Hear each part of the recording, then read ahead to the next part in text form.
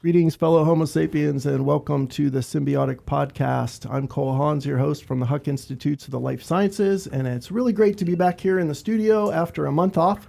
We had no podcast last month. I think we all needed to take a little break, and now we're back. And we're very excited today because we've got a super fantastic guest. Dr. Sally Mackenzie is with us today. Sally is a professor of biology and of plant science, the Huck Chair of Functional Genomics, and the director of the Penn State Plant Institute. Hi, Sally. Hi. Thanks for being with us today. Very nice to be here. So before we get into our conversation, Sally, which I'm super excited about, I just want to let everybody out there watching know that you can chat in live today on this live stream. You just go to the little chat box near the video screen, depending on your device, where that might be located underneath or to the side. And you can chat in, you can use your real name, you could use a pseudonym, whatever you want to do, but you can participate by putting in a question. There's a little button to ask a question for Dr. Mackenzie. And at the end of our 45-minute conversation, towards the end, we will do a Q&A session live. And we can also let you vote on questions. If you don't want to ask your own, or if you like somebody else's question, please vote on it. And we're going to take the highest voted questions towards the end of our conversation and ask those to Dr. Mackenzie live, and you get to hear the answers. So with that out of the way, hey, Sally. We were talking earlier when you first came in, and you were saying you're very busy this summer, busier than you expected to be. Is that right? Yeah, probably everyone is, right? We're sort of post-pandemic, and now all of a sudden you've got this mountain ahead of you of things that somehow slid for a while. So yeah, it's a busy time, and I think it's and it's really a busy time for science. It seems like I'm not the only one who's really busy now. So everybody's big piles are colliding with everyone else's, and everything feels, urgent. Yeah. Time dependent. Yeah, we feel it too. Yeah. With all the different folks at the Huck we deal with and on our own team. Yeah, we're trying to keep breathing and just keep going. But I'm so glad you found some time in your busy schedule to come out and talk to us. So I know you're familiar with the podcast, so you kind of know what you're in for a little bit. And as you know, I'm going to ask you about yourself a little bit before we get into the science, because one thing we're interested in this season of the Symbiotic podcast is what is it with these people we call risk takers and game changers, right? It seems that some folks in science are a little bit more conservative and are happy to just kind of like stay in their lane and maybe some incremental things, or, just kind of take their time and stay on a track that feels kind of safe and comfortable. And other folks really want to just do something dynamic. They're not satisfied with the status quo. They want to ask deep, challenging, tough questions that might shake people up. And so you made it into that category. That's why you're on the show. And do you think there's anything in your personality, maybe in your upbringing, in your past, that would categorize you as somebody who's like a risk taker or a game changer? When I was growing up, I was not someone who stayed in one place for a long time. My father was sort of, because of his business, we had to move quite a lot. And when you do that, I think you don't really establish deep roots in any one place. You have friends, but your social life, really is never a deep one. And so I think it makes you more willing to take whatever comes and make the most of it, without the fear of how others might think or feel about what you do. I think also I'm interested in this idea that if you're somewhat bored by school, when you're growing up, you're always sort of looking for something new. I was that way. I was an experimentalist. I didn't like to sit in a classroom and just listen. And so, I was considered a little bit of the troublemaker in school because I was impatient, and I, would become bored and therefore start finding my own way of learning things. I don't know whether that trend is a trend you'd find with people that are willing to buck the system a little bit, either speak their mind or are willing to take opportunities that come their way and really pursue them. But I do think that people who become passionate about things later often have something like that in their background, sort of an impatience. You'll see it in their school life as being not particularly good students, or maybe students that got themselves into trouble, kids who got themselves kicked out of school a time or two. But ultimately, that turns into something that really translates into passion for the things they care about. I've never done that study, but I wouldn't be surprised if that's the case. And I was that way.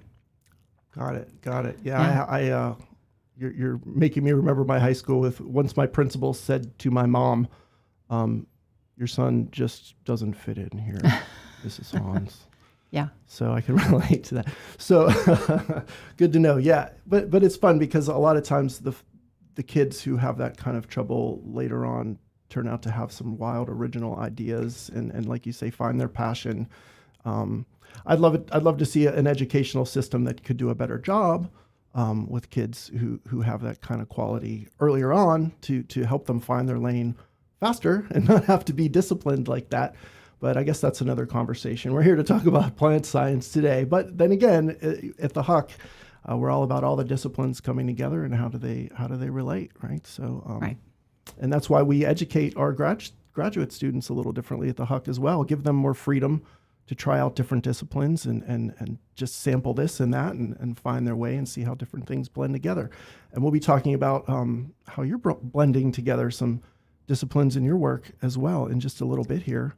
But Sally, if you don't mind, I think I'd like to play a little clip for everybody, a little teaser. This is it's a sneak preview, folks, of a video we're working on about Sally's work. It's from our Life from All Angles series, which run about 5 minutes and explain the science of some of these game-changing scientists. And this will be a little precursor to our conversation to give you a sense of what Sally's up to. So we've been working real hard on this. We're very excited about it. Dan, if that's ready, why don't we cue that up and play that for the audience? Then we'll be back and talk about the research.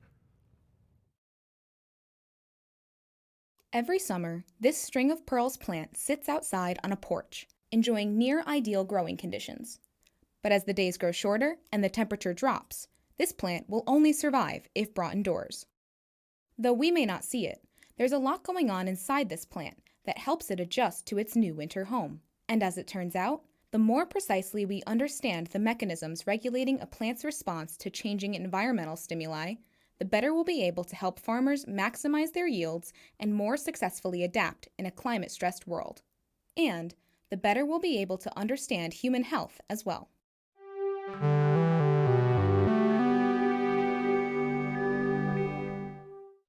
Plants are really interesting creatures because they have to process their environmental information and make use of it in how they will adapt to their environment.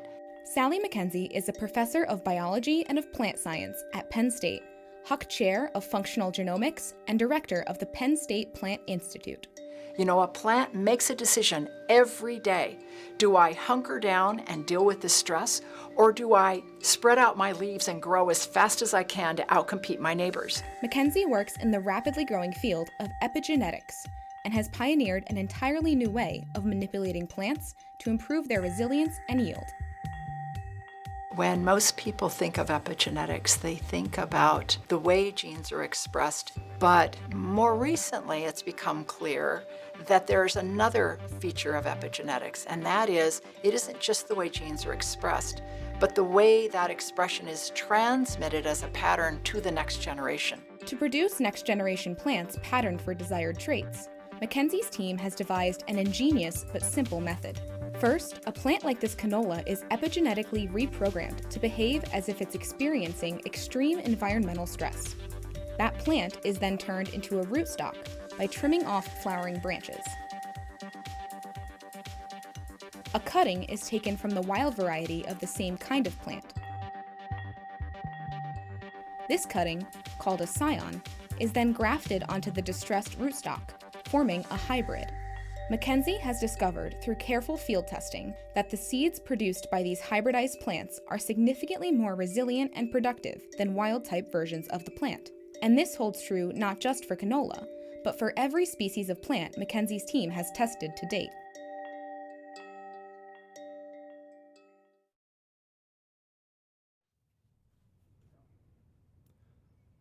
Very cool stuff. We had so much fun going to the greenhouse and in your lab and checking that out. And I've been showing the footage to even people in my family. Everybody just thinks it's so cool, just even the grafting process, and to think, where we go next with that video is the deeper explanation of what happens after the grafting of that epigenetically modified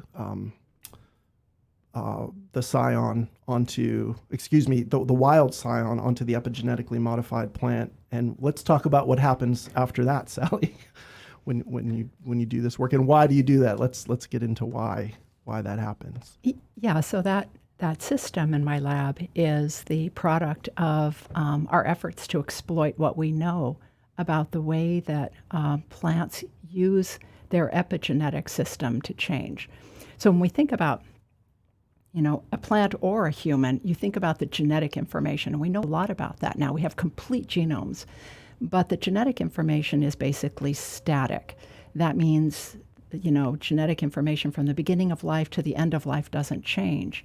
But epigenetics means that there are decorations, if you will, proteins and small RNAs and methylation events that will come in and modify that DNA and its open or closed features in order to change the way it expresses. And so those features will change over the lifetime and then into the next generation. And those features influence not the genes themselves, but how they're expressed. Once you know what that system is and how it works, you can start exploiting it. So what you're seeing there is that we take a plant and we basically fool it epigenetically into thinking it's under stress. It grows differently, it's slower, it's hunkering down, and it's expressing lots of defense-related genes. We use that as a rootstock, and then we graft to it, and that wild type or unmodified plant we put on the top as a scion basically is going to receive small RNAs, which are basically messages of stress coming from that lower part. Those messages of stress are received in the upper part of that plant to the progeny and actually modify the progeny. It turns out something that couldn't have been predicted is that when you take that stress signal and put it in what we call a naive genome, one that's never seen that stress, you get enhanced growth vigor. You get a plant that wants to outcompete its neighbors, that gives you higher above ground biomass, higher yield, more resilience. And that vigor is the outcome of those small RNAs basically encountering what we call a naive genome, a genome that hasn't seen that stress. So that's more or less the big discovery, but we can now, of course, capitalize on that. In agriculture, we can capitalize because we can make crops more resilient than we can just with traditional breeding, which takes much longer. A graft takes you a matter of a few months and you're there. But we can also capitalize on that in a more fundamental way to understand what those signals are that allow a plant to change its whole growth dynamic within its generation and to its progeny. And as I said, those small RNAs we know are vital. And we can use genetic tricks, mutations that cut off those small RNAs so we can show that is really the etiology, the cause of that change. So, you can do beautiful biology to fundamentally understand something that really has utility in agriculture and really in human health as well. Right. We had that conversation. Yeah. And that's where this video, again, is going to go deeper into something a little bit more fundamental because, as we say later in the video, it's not just plants, right, that change because of the conditions around them, but all life changes. And you had sent me an article recently about this being an issue in science writ large, in evolutionary biology, this idea that, how fast will change happen, and are we really seeing the fuller picture, and maybe we need to add some subtlety in there to account for these epigenetic changes that can occur very rapidly and be passed on to progeny just very quickly. Could you speak to that a little? And this is going to give us the ability to read, as you've talked about, the methylome, and I'd like to hear about your partnership with a colleague in computational biology and this methyl IT system you've developed.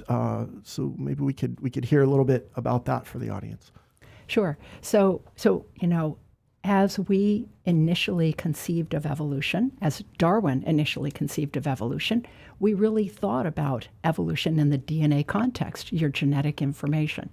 And it does change over time, longer time, by mutation, recombination, chromosome breakage, etc. Those kinds of changes do take place. We've documented and we understand that evolution fairly well, and its subsequent selection for the very best combinations that will go on. And that evolution is intact. But what we never really factored in to that was the epigenetic component, meaning that change was over the long period of time. Right. And epigenetics allows the system to accelerate evolution. And the way that happens is now you take that genetic information, mostly static, and now you add epigenetic changes or changeability to it. And suddenly you have the ability over the lifespan of an individual to come across and introduce changes, maybe by environment and stress, disease, etc. Those changes could then be inherited to the next generation and have some stability for X number of generations. That becomes this accelerated view of change we never factored into our original models. It doesn't in any way invalidate our understanding of fundamental evolution. Yeah. It just helps us to enrich our understanding of the long time span. And that second element of epigenetics we don't understand fully. And what I mean by that is for us to really understand genetics, we had to decode it. You have to systematize this process. So we decoded it by understanding that DNA sequence could be interpreted as basically words of three, we called codons. And those words of three could be mixed in various combinations to give rise to new proteins or products. And so the more we could decode that, the more we could predict it, the more we could manipulate it. Thus, here we are today with molecular biology. Epigenetics will be the same, but the code is different because now what you have is instead of looking at nucleotides, some of those nucleotides can be changed. You can add methyl groups, for example. And by changing these decorations on DNA, if you will, you can change the overall local landscape, and that will impact gene expression. So just as we understood how genes could be decoded, we could now take that methylation pattern and decode that into what does that tell us? So now an organism sees a stress, a change in development, what have you, a change in epigenetic state. We can read that methylome, decode that information, and it tells us two fundamental things. It'll tell us what genes are responding and what networks does that involve. So suddenly you're now looking at when I create that stimulus, who's responding, what networks respond, and that tells you how an organism is perceiving its environment. But the second is you also have the ability to now understand, on a global scale, just let's say the energetic properties, the entropy properties in that system. In other words, is that system a healthy system or is it a system that's dysfunctional? It's in a new state that's not a good state, that maybe is a less ordered state. There you get into early disease diagnostics, places I never knew my lab would go. But in fact, you can see this very easily in the methylome profile. So, as we think about our genetic characterization and understanding our predisposition to genetic disorders based on our gene sequence, I believe we could now use DNA methylation profiling. Imagine having that taken in your life at age 2, again at age 10, again at age 16 and 30 and 45. And you'd be able to actually look at the changes and the impact of your lifestyle, your environment, your development on those profiles. And you'd have a much better understanding and predictive ability about your own health and well-being as a system. We've never really envisioned we could use the system in that way. So that's why we're putting so much time into this decoding, if you will, the understanding. The more we turn this into the language that we want it to be, the more we'll understand in agricultural contexts how crops can respond to their changing environment and how human health responds to its changing environment. Right. Over time. I've heard you say again and again that this is like a new language that you're decoding. You're decoding this new language similarly to when we map the human genome, that this could be just as impactful. And we had a conversation earlier about, when it became available to the public to do 23andMe and everybody's going and getting their DNA tested, but that it's not giving you the utility that you'd have from this methylome profile, which is what can change in your lifetime, because our genetics are going to stay static for our entire lives. But what we're talking about with epigenetics is how they are expressed, which in practical terms in somebody's life for their health, their well-being, is maybe more impactful. Once you know what your genes are your whole life, that's your norm. But all those different changes you go through are epigenetic changes fundamentally, right? Right. Yeah, it's phenomenal. And you have you've put together how many patents do you have now worked up from the research that you've done in this area? You've got So then you get into how do you protect this information in a way that can be of most utility to whomever would use it. So some of the patents we've sought have been sort of agriculturally leaning. Okay. And that means we've sort of developed IP around this idea that you could introduce epigenetic variation that could be of agricultural value. And the reason we seek protection for that is so that we can, in fact, control the way that it's used, because we want to be able to deploy that in the ways that we think would be most efficacious and, let's say, advantageous to the broadest group that might benefit. And there we're really just patenting the technologies as they're applied to crops, the grafting methodologies, the understanding of how to create epigenetic change. On the other path is this idea of decoding. It's the Methyl IT platform. It's various decoding efforts that we do to understand, as I was saying, entropy, energy features of the methylome, as well as identifying gene networks that are responsive. There you get into identifying genes that are good targets for drug design, or understanding pathways that would be good targets for drug or treatment design, as well as just understanding, predictive capabilities. Are we likely on the decline here in this particular system? Is this individual actually headed for health problems, and why are those arising? That capability we also think needs to be protected so that it can be deployed. And there we envision perhaps creating a platform where there is the opportunity to, let's say, instruct others on how to use that platform. Those that are in diagnostics, those that really want that predictive capability. That will never be a 23andMe kind of, here you can get it in the mail, because the real key there is the interpretation.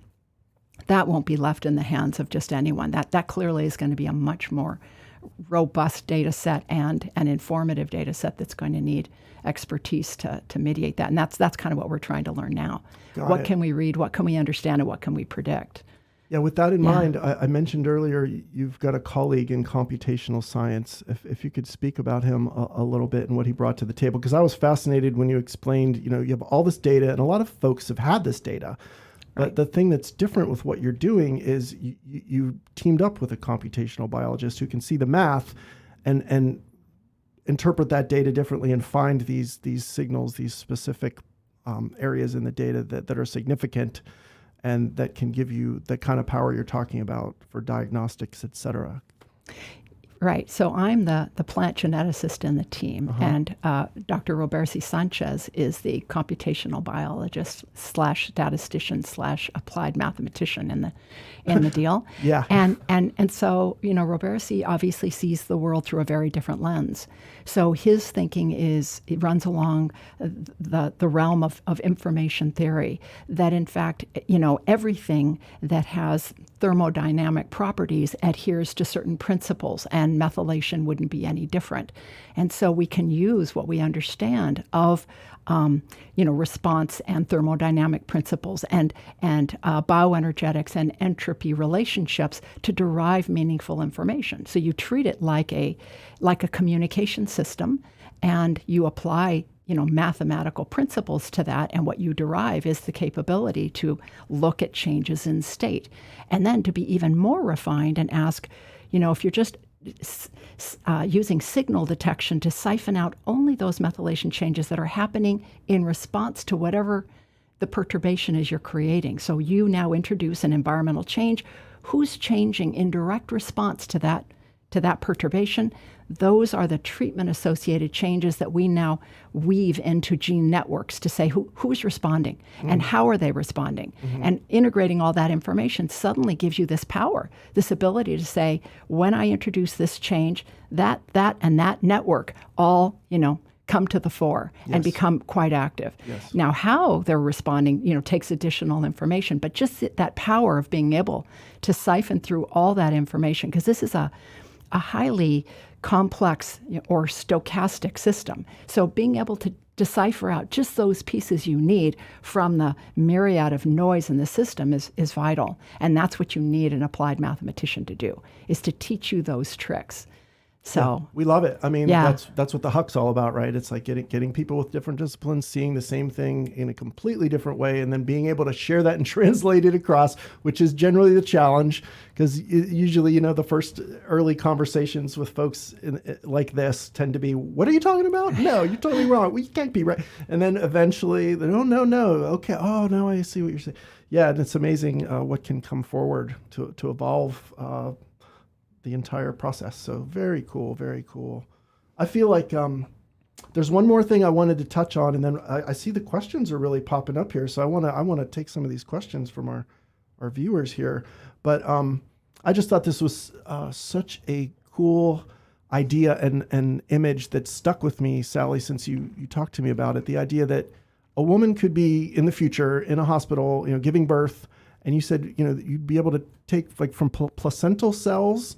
And if you had the right technology and people trained in knowing how to read the methylome, you could just tell from a placental cell so much about that infant that we are not able to see right now. Could you just speak about some of the things that people might be able to see? I mean, this would be down the road. We're not there yet, Yeah. but that's the potential of what we're looking at. And so one of the challenges for my lab is, of course, we don't do biomedical research. So we're sort of limited in testing our system to those available data sets that are robust enough that we can extract from them information we want. And one of them we started with was an autism-related data set where they had basically taken placental tissue of baby from births where that child had then later been diagnosed with autism, and then those that where you had a normal child that was presenting as normal later in development. And the real challenge with autism, of course, is that any mother having a child won't necessarily know for at least 3, maybe 7, maybe even 10 years that child really is dealing with, something different going on in their system neurologically. And yet we know that if you could have intervened from day one, we could have really changed a lot of those outcomes when it comes to autism, because so much remains undeveloped when a child is born. And so imagine from that infant on, you would really have a way to sort of reprogram a lot of those neurological behaviors had we had that information. So we took this autism data set that had already been published with relatively little information coming from the original publication, but then applied our methods of analysis. And suddenly you see all these networks emerging. Really interesting and very exciting things. In fact, certain genes in some networks had already, we found out, been patented by companies thinking about autism. So we knew we were on the right track in finding these.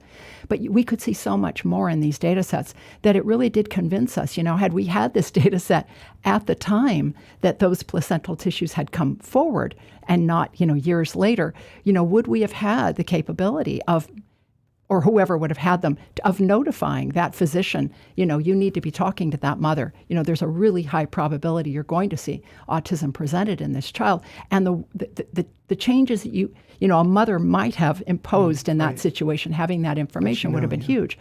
So, that system's in place. It's just now presenting it to the right people who could now start to implement it. But yeah, we have published that work trying to get interest by the community. But I would say cancer is the same. I would say that we're able to really see, for instance, in pediatric leukemias, we were able to see all of the really vital networks quite early. So I think you can be predictive there as well. Wow, that's phenomenal. Yeah. Who knew you'd start with plants and end up with this kind of capability at your fingertips? It's amazing. I'm gonna look at some of these questions that we have here. If I look at popular, what do I see? Looks like Mark is at the top of voted up here. Mark 11 minutes ago asked, could we create epigenetic seeds to help native plants like chestnut trees defend themselves against invasive pests? Wow, what do you think? Yeah, so that's really an exciting area. Because remember that with a lot of trees, what they have not all, but most in common, is not only can they be grafted, but they can also be vegetatively propagated. And so we're starting with a really simple system in poplar, and we're not very far along there because I'm still learning the language of trees, if you will, just how to grow them and how to vegetatively propagate them. But there are a lot of tree species where this would be feasible. We've also been working on things like, for instance, strawberry. Strawberry is also a species where you can vegetatively propagate it easily, and that's how they do this commercially. So we're also interested in, can we introduce these features? And there, the trick is that you don't want to go through seed. You want to be able to vegetatively propagate and then have those changes occur without what we call gametogenesis, the producing of seed or going through reproduction. So we're using strawberry as that model, but that would be equally vital to trees because you don't want to wait until that tree is flowering, is putting out seed. That's way too, you're talking lifetimes to do that. So what we really need is that ability to create the graft, transmit the change, and then vegetatively propagate from the meristem regions of that scion so that we can now emulate those effects we've created in a whole forest of newly improved trees. And that is really my goal. That's part of what moved me to Penn State. Wow.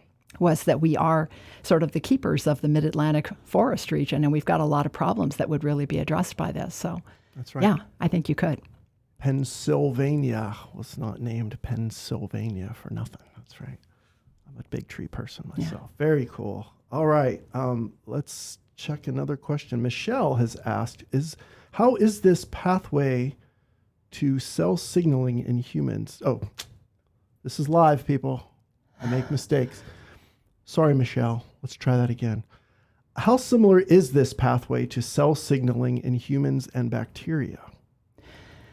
So in terms of the epigenomic language of methylation and methylation repatterning over chromatin, excuse me, how you get there is a little different in those different organisms, the machinery used, but the outcomes are really quite similar. So we use the methyl IT platform and our various methods of analyzing data pretty much the same way in human data sets as we do in plant data sets. Now, we don't look at microbial right now, but I'm assuming that there would be similarities, at least down to yeast. Whether you can go to bacterial, that's altogether a different system. But the idea of the outcomes and the decoding, amenability to decoding of the outcomes, that works fine. So we can work in a pediatric leukemia system and work in a epigenetic reprogramming of crops and have that be going on in parallel in the lab. No problem. There are features that are different, but they don't impact the outcome. Yeah. Right on. Thank you. And I've got, let's see, two more questions. We've got Tony Flores 9 minutes ago. What are some medical conditions that could be seen in the methylome? Why I heard you speak about autism. I heard you speak about cancer, and perhaps that question was submitted before we got to that. Are there some other ones you could name? Yeah. So for me personally, when I read the literature, I'm always looking for evidence that somewhere in that abstract or in that initial description of the disorder, they refer to it as complex. This is really particularly applicable to what we call complex traits in plants and animals. Often we'll call those quantitative traits, but complex traits, that's just code for saying there's a strong environmental influence on the expression of that trait. So there's a genetic component, and then there's this, what we call G by E, genetics or genotype by environment interaction that happens. So, anything that has turned out to be a complex trait, and there are just whole myriads of them in humans. I mean, most of our traits are complex. We are defined by our environments, what we eat, and where we've grown up, and whether we're exposed to pollution. And, so many features of our environment define how we grow, how well we grow, and the same with plants. So anything that is a trait that is defined by a huge environmental feature like yield in crops would be really amenable to epigenetic analysis, because that is a trait that is changing over time within a generation, and then, of course, transgenerationally. So it's really amenable to decoding in this way. and you get the most value from decoding in this way. You're making me think about some of the social justice, environmental stuff in terms of where pollution is and who lives next to the pollution. If you think about, water, that Detroit, just horrible stories. And you probably could check out and learn more about kids and people living close to that stuff that could, gather more powerful data about it faster. I mean, that comes to mind for me. But yeah, that's really something. Not only that, but even thinking, going back to the autism idea, we don't really know the etiology of autism. We don't know where it comes from. How much of that actually could be a consequence of the way parents lived or where they had, the environment that they had basically experienced before they've had that child. We've never asked that question, but we could. And with a lot of traits like that, to what extent can we link things that would be heritable that we've never known to be heritable? There are studies now about the way that populations, lived during wartime and living long periods of time with inadequate nutrition, and the fact that they may have in fact had transgenerational effects subsequent to that. You could use the decoding system to basically trace that. What were the gene networks that were really vital to that process, and how were those inherited? And we don't really have that power in the systems that we use currently. There is a methylome data in the literature, but it does not have that power. Wow. Yeah. Ladies and gentlemen, I meant to say Flint, Michigan. I think I said Detroit. So please, people, and if Beth McGraw is watching, I particularly apologize to her. She's from that area. So, yeah, you're just blowing my mind. Let's look at one more question. I think we've got one more here, and there's Michelle, there's Mark, there's Abby. Oh, you figured out methods to manipulate epigenetics in plants. Can it be done with animals? So I'm less well informed about the capabilities of manipulating animals. We analyze data after it's generated in animals. So, we're great at, predictive, but in terms of actually introducing change there, I'm ignorant when it comes to animals. Because with plants, of course, as I said, we can graft, we can introduce genes, transgenically fairly easily, and that's really how we do this. We basically go in and target a particular gene our lab discovered, and we downregulate that gene, and that's what creates the signals that create the nuclear response for epigenetic reprogramming.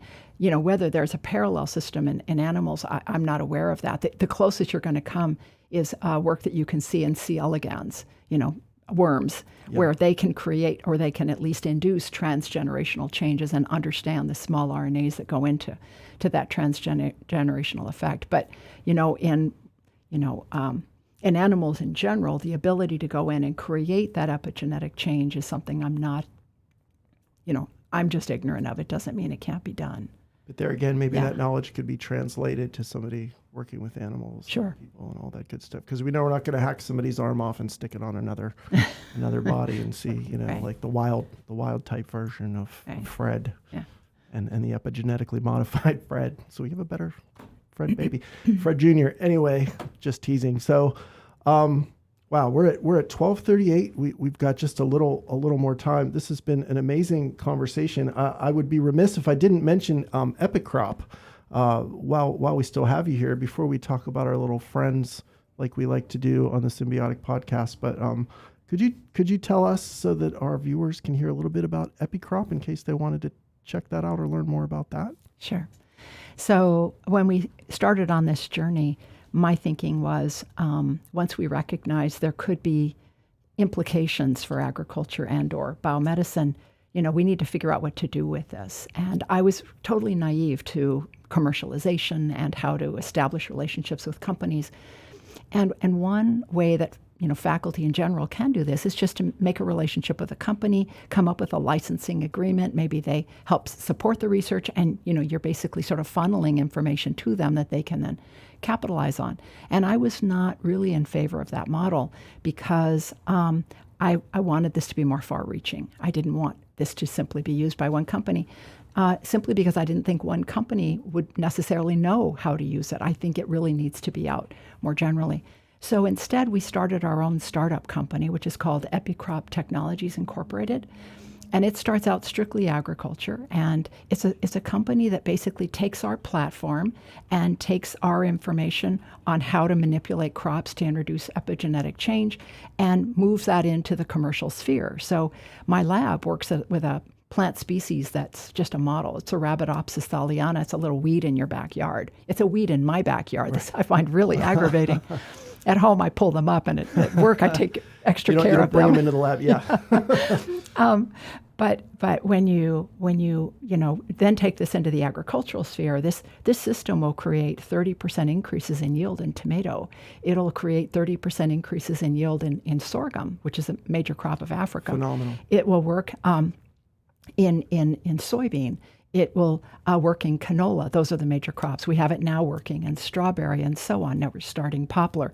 So it gives us this opportunity to branch out. And there isn't a crop that won't, go through this process. We just need to figure out the way that we want to utilize it.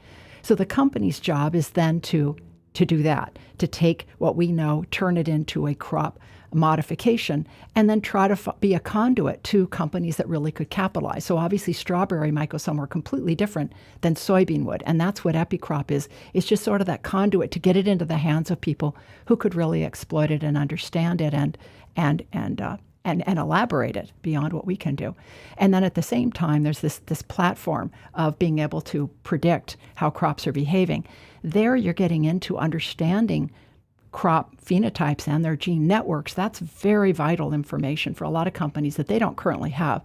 So that's a different part of Epicrop's goal, is to help provide that information so that people can understand their own systems, not just ours, in new ways.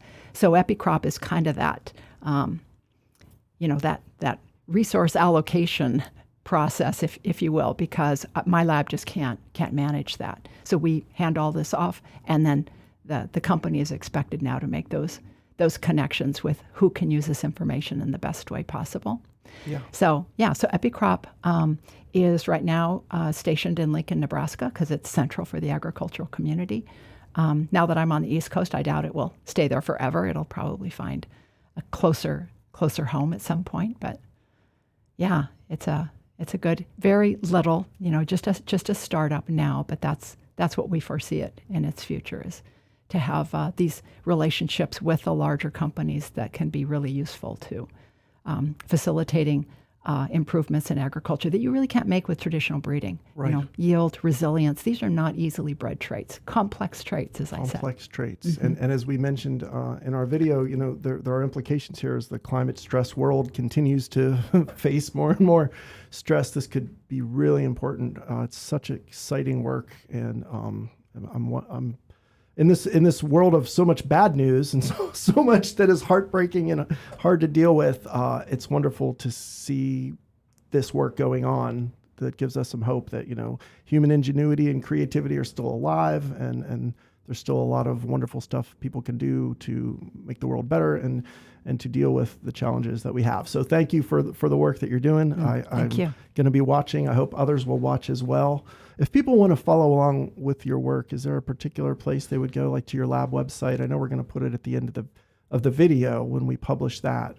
But is there a place that you send people most commonly to follow along? Right now, this is fairly rapidly emerging and very new information. So usually we have different connections with different people. There's the ag community, which won't read any of the mathematics, and there's the mathematics community that has no interest in how plants grow, and so we're kind of spread all over. But we're going to try to redesign my lab's website to be a little bit more of a conduit for that beyond our publications. Okay, so people can Google Dr. Sally Mackenzie, Penn State, and follow along and reach out and get in touch. I know we're trying to connect you with a Huck graduate who is a lead life scientist with NASA, working in the International Space Station with the garden there. She recently did a presentation to some of our Huck graduate students in plant biology. And I know you've mentioned that your method could be very useful for growing plants in space. So there's just so many cool things that can come out of this work. So it's very exciting. So wonderful to have you on. Before we end, and I know I'm going a little long because it's hard to stop talking to Sally, but I do want to do what we do on every episode of the Symbiotic podcast live stream season, which is to just let folks out there know that when it comes to diversity, we really embrace it at the Huck Institutes, so much so that we decided that we could celebrate the diversity of Penn State people by exploring alternative plushies for Penn Staters.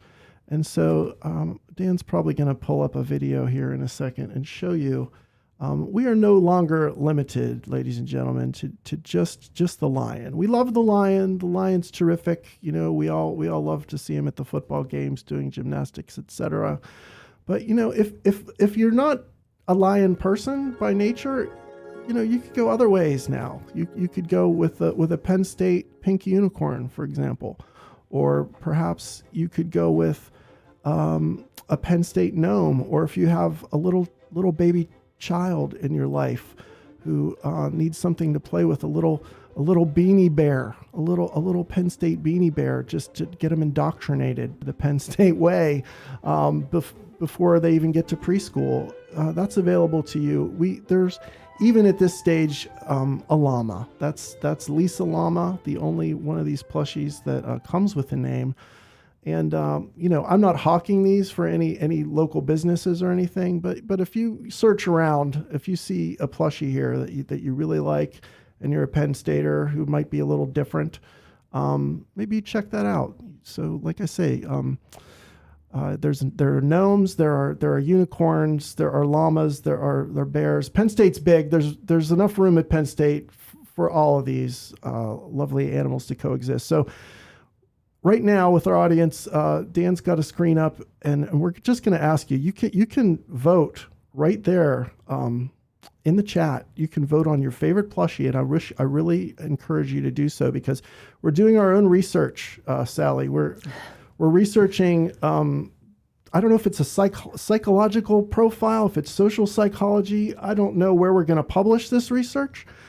But the idea is we're gonna find out from all the different scientists on the show which audiences liked which plushies, and then we're gonna share that data with you at the end of the season. So my last question for you before we wrap up, Sally, is: do you have a favorite plushie? What would your favorite be? Oh yeah, it's the llama for sure. It's the llama. Yeah. Lisa Llama. Yeah. And is it the eyes? It's the eyelash. She just has that look. What's about the llama? It's the different. It's the most different. Yeah. It's the most different for you. It's the difference that I'm attracted to. All right. Yeah. Well, Sally Mackenzie, Dr. Sally Mackenzie is a llama person, ladies and gentlemen. Okay. Well, thank you so much again for coming out. I want to let our audience know that we'll be back in 1 month with Lance Leon, who's doing phenomenal things with stem cells, just mind-blowing. He's created pancreatic cells that actually produce insulin from stem cells, which is not an easy thing to do. So he's another one of these risk taker, game changer people. So come back. It'll be 1 month from today, the last Thursday in July. I hope you'll make it back. And this, if there's other people you think should see this, we are going to have this out in about a week, so others can watch. And then we will also be releasing the full 5-minute or so video about Sally's work. So watch for that as well. So without any further ado, thanks so much, Sally, again. Thanks everybody for watching, and don't stop co-evolving.